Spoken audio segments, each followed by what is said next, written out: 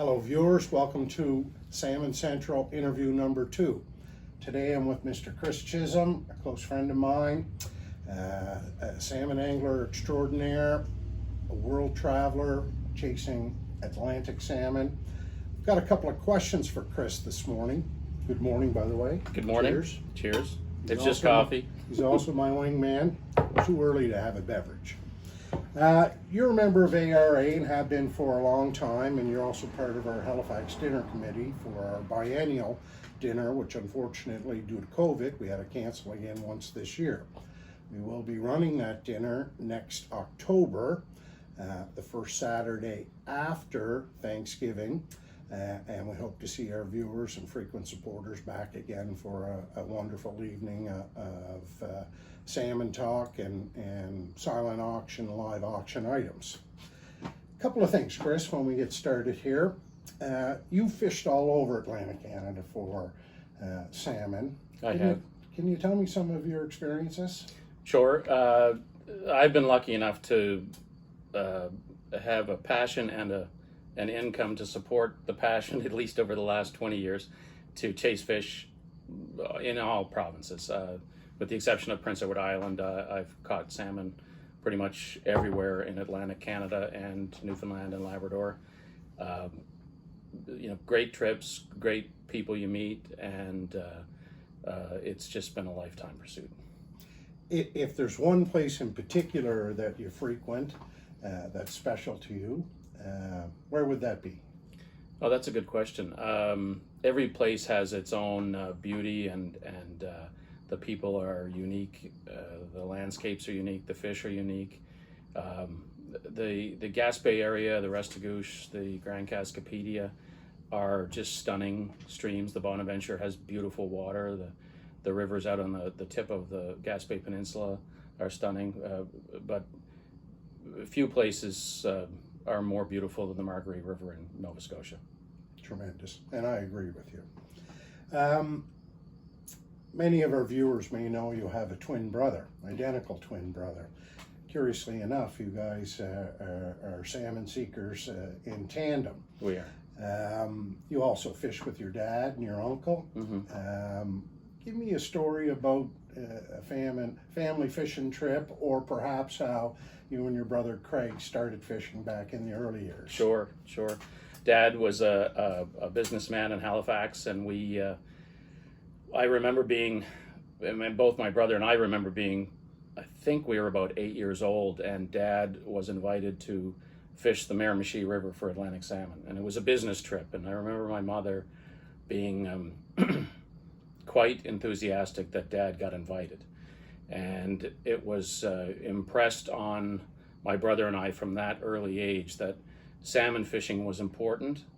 Fly fishing for Atlantic salmon was a gentleman's sport that transcended business and civility and good stewardship. So I didn't get the chance to do it until years and years later, and Dad was always so busy that we didn't get a chance to fish together for Atlantic salmon until we were in our 20s.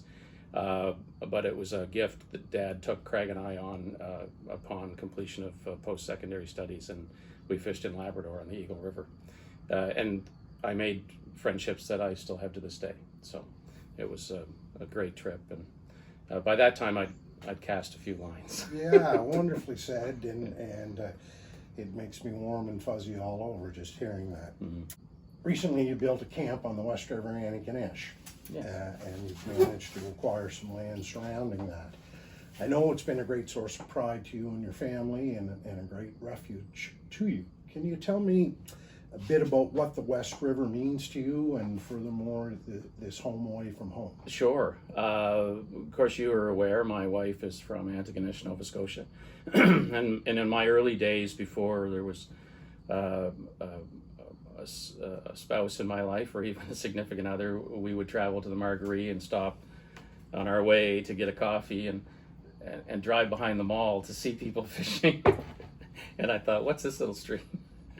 And then years later, when my wife and I had children and would spend time in Antigonish, of course, you and I became friends, and I started to learn the river. My great joy was to find property along the river, and I dreamed of having a fishing camp, a pure fishing camp.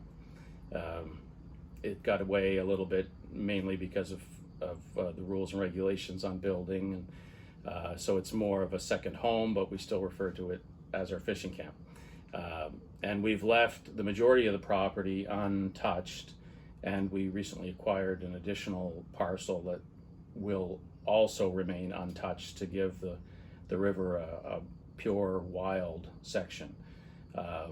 So we've got just under 2 kilometers of river frontage now that won't get property development, that won't get treed, that will just be the way it has been, at least in the past 30 or 40 years. And it's magical seeing the river in front of your place and bobbling by.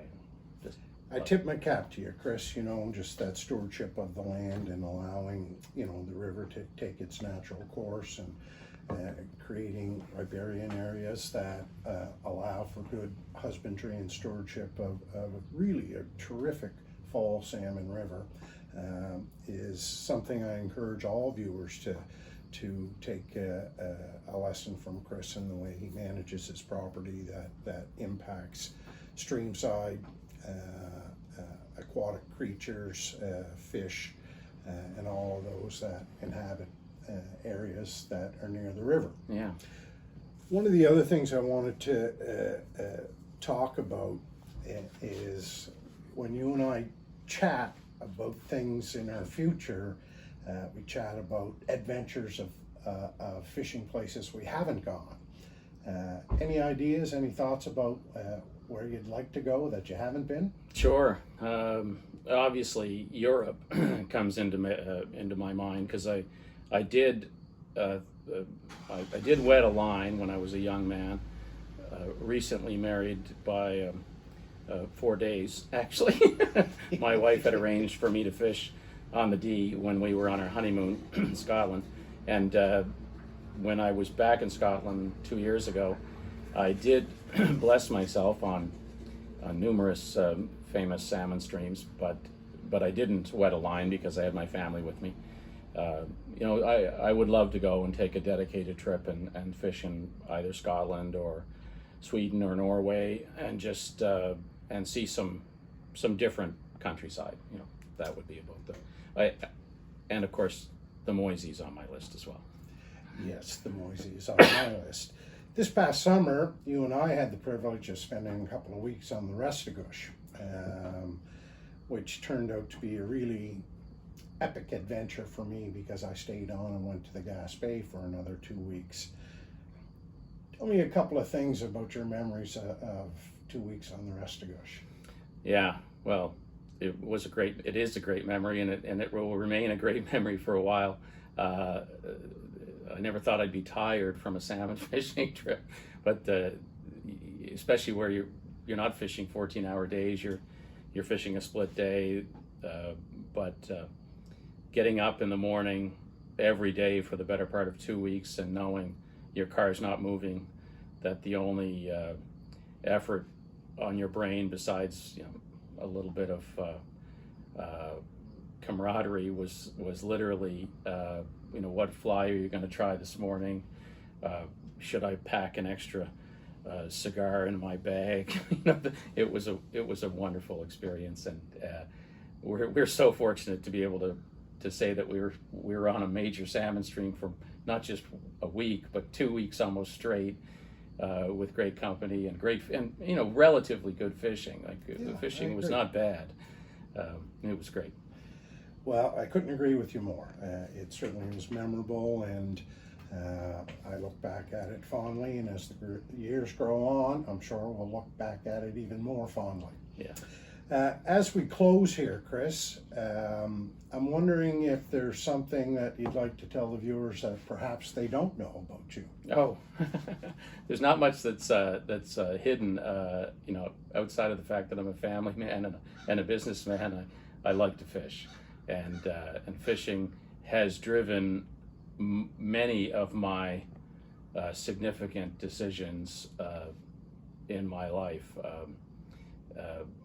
I was very lucky to have good friends that taught me how to fish.